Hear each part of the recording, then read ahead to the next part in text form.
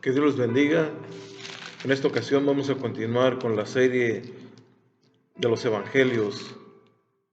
Hoy vamos a seguir hablando acerca del libro de Mateo. En su capítulo 9 estamos dando inicio el día de hoy, donde la palabra del Señor nos enseña todas las actividades del Señor Jesús. ¿Qué es lo que hizo después de haber liberado al endemoniado gadareno y después de haber ido a aquella ciudad donde la gente no lo aceptó? Al terminar su labor en aquel lugar de los Gadarenos y al mirar la insistencia de la gente para que el maestro se fuera de su ciudad, él vuelve a subirse a la barca para regresar a la ciudad de donde él partió. Mateo capítulo 9, verso 1 al 8, dice la Biblia: entonces entrando Jesús en la barca, pasó al otro lado y vino a su ciudad. Y sucedió que le trajeron un paralítico tendido sobre una cama. Y al ver Jesús la fe de ellos, dijo al paralítico: ten ánimo, hijo, tus pecados te son perdonados. Entonces algunos de los escribas decían dentro de sí: este blasfema. Y conociendo Jesús los pensamientos de ellos, dijo: ¿por qué pensáis mal en vuestros corazones? ¿Por qué? ¿Que es más fácil decir: los pecados te son perdonados, o decir: levántate y anda? Pues para que sepáis que el Hijo del Hombre tiene potestad en la tierra para perdonar pecados, dice entonces al paralítico: levántate, toma tu cama y vete a tu casa. Entonces él se levantó y se fue a su casa, y la gente al verlo se maravilló y glorificó a Dios, que había dado tal potestad a los hombres. Como en otros acontecimientos, el Señor observa algo en esta ocasión, y es algo que le llama la atención al Señor Jesús. Y dice la palabra de Dios que algo le asombró. Él se dio cuenta de algo que aconteció al ver a aquellos hombres que se acercaban, al ver el acto que estos hombres estaban haciendo. Y dice la Biblia que fue la fe de ellos. Al regresar de Gadara, llegó a Capernaum, como mencionamos anteriormente, donde en poco tiempo tenía reunidos en una casa gran cantidad de gente que no cabían. Todas las personas que estaban adentro habían llenado la casa, y había en las partes de afuera de la casa también había gente. En ese entonces la palabra del Señor nos muestra que le trajeron un paralítico tendido sobre una cama. En otros evangelios, como en el libro de Marcos, en el capítulo 2, y Lucas capítulo 5, explican cómo el hombre fue traído a Jesús. Por causa de las multitudes, sus amigos lo bajaron a Jesús por el techo. Este será otro ejemplo de Jesús sanando a los enfermos y afligidos, y el rol del Mesías como sanador. Estos hombres quitaron el techo para poder bajar a aquel paralítico. No les importó si la gente que estaba abajo podría sufrir que le cayera algún barrote, paja. Desconocemos de qué estaba hecha la casa, pero el quitar el techo, yo pienso que era algo complicado para hacerlo y poder bajar al paralítico por ahí. Sin embargo, estos hombres lo hicieron. Nada los detuvo para poder presentar al paralítico delante de Jesús. Él venía como un Mesías sanador, sanando enfermos y afligidos. Un sanador profetizado claramente, como lo dice la palabra de Dios en Isaías 35, versos 5 al 6. Entonces los ojos de los ciegos serán abiertos y los oídos de los sordos se abrirán. Entonces el cojo saltará como un ciervo y cantará la lengua del mudo, porque aguas serán cavadas en el desierto y torrentes en la soledad. Por lo tanto, los milagros de Jesús fueron un testimonio no solo del hecho de que fue enviado por Dios, sino también que Él era el Mesías anticipado.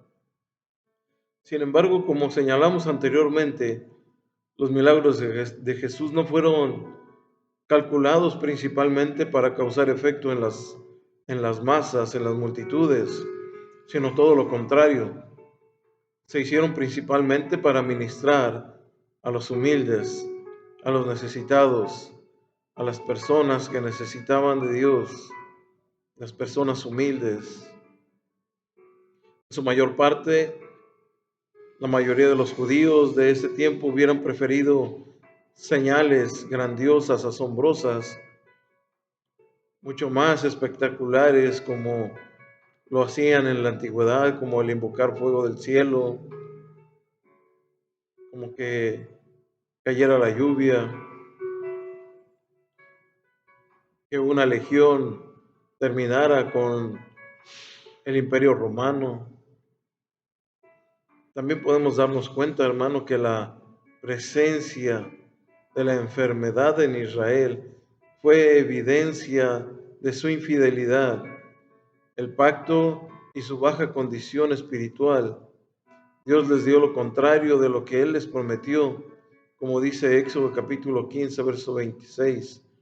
Y dijo: si oyeres atentamente la voz de Jehová tu Dios, e hicieres lo recto delante de sus ojos, y dieres oídos a sus mandamientos, y guardares todos sus estatutos, ninguna enfermedad de las que envié a los egipcios te enviaré a ti, porque yo soy Jehová, tu sanador. Amados hermanos, el Señor no falta a sus promesas. Somos nosotros los que deliberadamente con nuestros hechos las rechazamos. Volvamos a la escena de Jesús y el paralítico. Al ver Jesús la fe de ellos, dice la palabra de Dios, Jesús vio la fe de sus amigos, no vio la fe del paralítico. Era evidente que ellos tenían fe para traer a su amigo paralítico a Jesús, y su fe era lo suficientemente activa como para desmontar un techo y poder bajar al hombre delante de Jesús. También podemos, hermano, suponer que el paralítico tenía poca o mucha fe, no lo sabemos, pero Jesús vio la fe de sus amigos. Por lo tanto, Jesús quería animar a este hombre con las siguientes palabras. Con un diagnóstico rápido y seguro, Jesús pudo observar que este hombre no era falto de fe, sino que este hombre estaba con una depresión, y anunciando primero una palabra amable, esperanzadora, como si un médico se la diera a su paciente. El Señor le dice: ten ánimo, hijo, ten ánimo, tus pecados te son perdonados. La fe de los amigos de aquel hombre paralítico hizo algo. Trajeron a este hombre a Jesús, pero tal vez solo ellos pensaron que llevarlo a Jesús para la sanidad de su cuerpo. Tal vez ellos, hermano, y el paralítico no pensaron que Jesús le iba a decir que le perdonaba sus pecados. Aquí nos damos cuenta de que Jesús se dirigió al problema mayor del hombre, hermano. El hombre estaba padeciendo un problema más grave, un problema más mayor que la enfermedad. Un problema más grande que su invalidez, de que no podía moverse. Era paralítico. Por malo que sea estar paralizado como este hombre, es infinitamente peor estar atado y perdido en el pecado. Aunque hay posibilidades, hermano, que este hombre hubiera paralizado como resultado directo de algún pecado, y por eso necesitaba perdón. Esto no parece ser el punto de Jesús al decir: tus pecados te son perdonados, También posiblemente lo dijo porque algunos de ustedes recordarán que en aquel momento, hermanos, se encontraban hombres esperando que el maestro cometiera un error. Exactamente, eran los escribas y los fariseos. Un hombre llamado Mateo Pole vio 6 visiones de las cuales Jesús trató primero como el pecado del hombre. Estaremos enlistando las razones de Pole por las cuales el pecado fuera tratado primero. Recordemos que el Señor Jesús le dijo a aquel hombre: tus pecados son perdonados. Y lo primero que nombra este varón, Mateo Pole, dice que porque el pecado es la raíz de donde vienen muchos de nuestros males. Número 2, para mostrar que el perdón es más importante que la sanidad corporal. Número 3, para mostrar que lo más importante que Jesús vino a hacer era tratar con el pecado. Para mostrar que cuando los pecados de un hombre son perdonados, él se convierte en hijo de Dios. Para mostrar que la respuesta a la fe es el perdón del pecado. Y para comenzar una conversación importante con los escribas y fariseos. Veamos la reacción de aquellos líderes religiosos de aquel tiempo. Cómo estos hombres rápidamente se exaltaban cuando se daban cuenta de que algo había acontecido. Dice, entonces algunos de los escribas decían dentro de sí: este blasfema. Aquellos hombres, los escribas, eran los que predicaban la palabra de Dios. Notamos que ellos cavilaban, de inmediato comenzaron a hacerlo, pero lo hacían en privado, lo decían dentro de sí. Jesús señala que estos hombres pensaron dentro de sí, mostrando que nuestros pensamientos, Él se dio cuenta de todo esto, que nuestros pensamientos y opiniones son abiertas al ojo y al oído de Dios, que no hay nada oculto para Él. Decían, este blasfema. Los escribas entendieron correctamente que Jesús afirmó hacer algo que solamente Dios puede hacer. Mucha gente dice que Jesús blasfemaba al considerarse a sí mismo Dios. Aunque los maestros de la ley en su consulta susurraban, hermano, expandiendo la blasfemia, ahora en voz alta para concluir el reclamo de Jesús de hacer algo que solamente Dios podía hacer. Ellos no llamaron a un hombre, no sabían cómo llamar al Señor Jesús, no sabían estos hombres en su corazón quién era Él.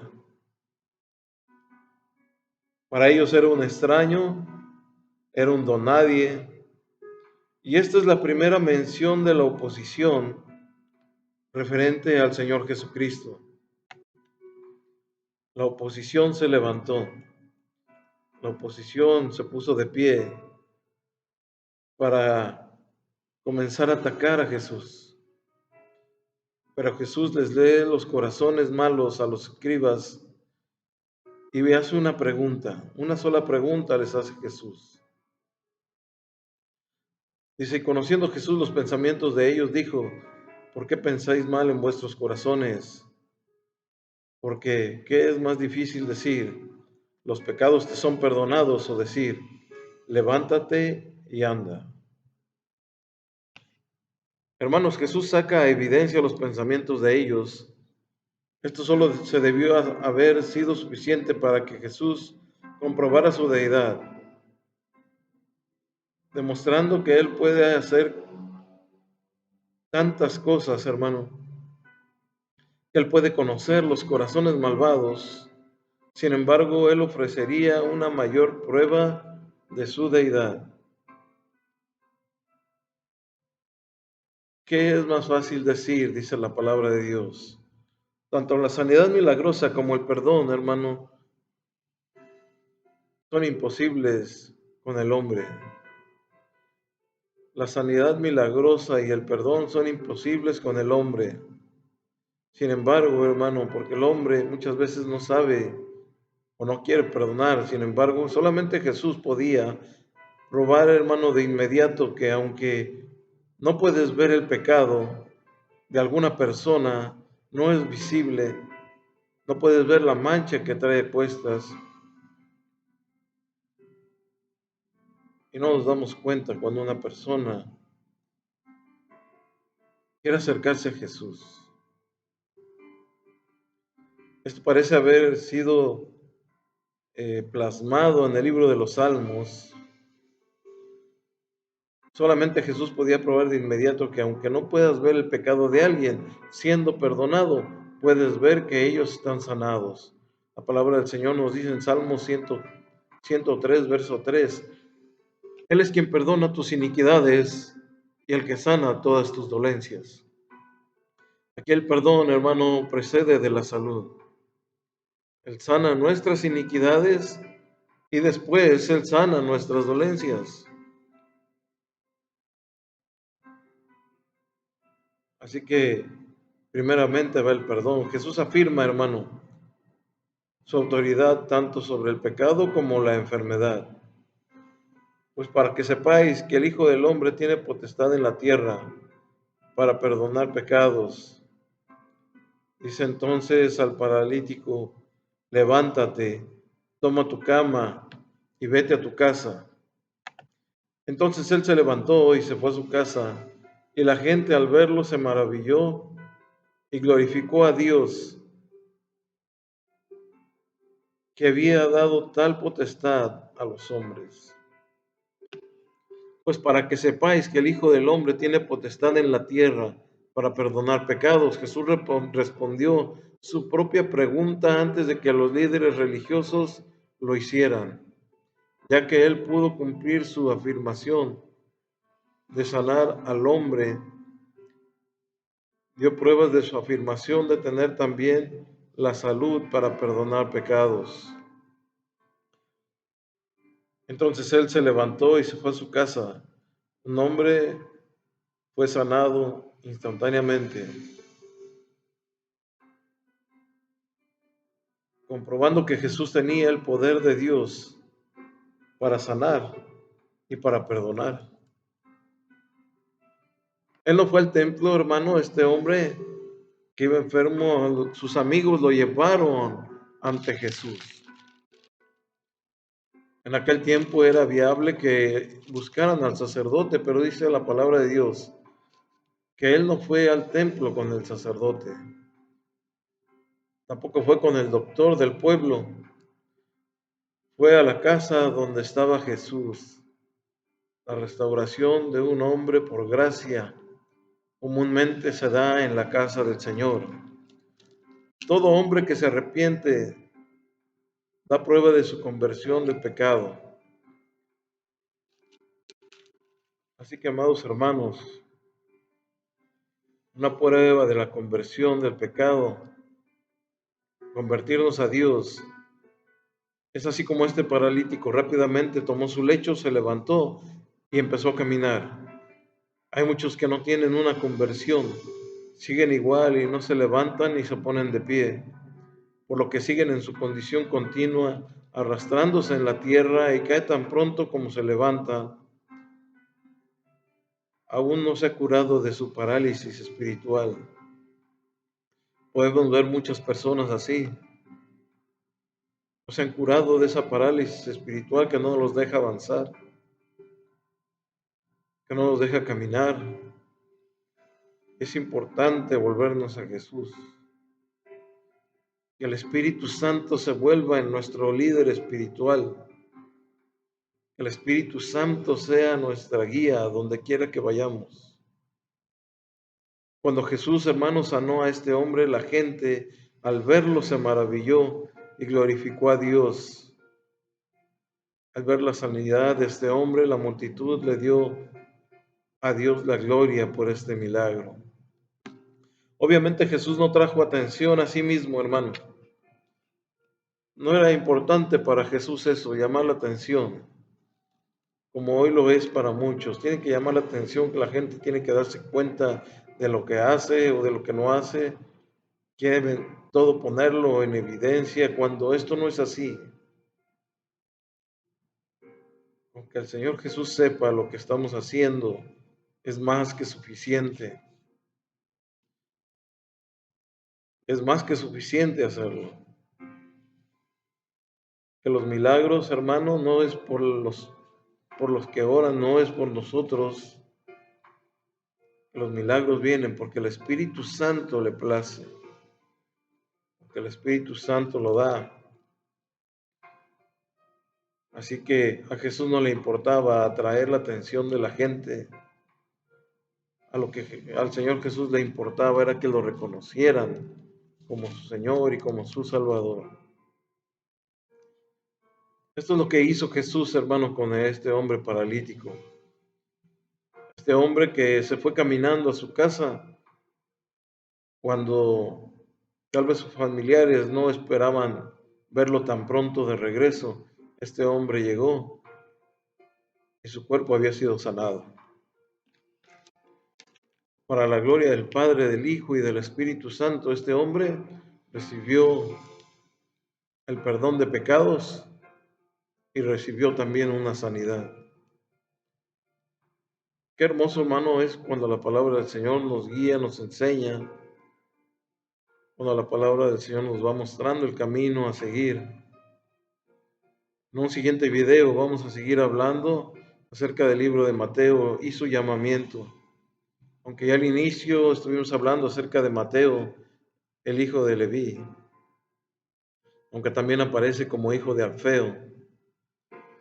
Vamos a estar viendo cómo Jesús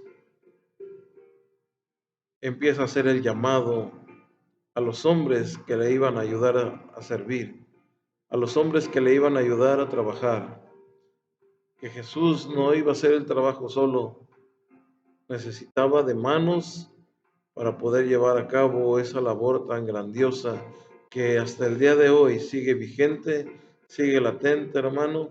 En la vida de todo cristiano debe de existir la esperanza de que algún día el Señor Jesús va a venir a recoger a su pueblo. Amados hermanos, con esto terminamos. Vamos a continuar en un siguiente video y que Dios les bendiga a cada uno de ustedes.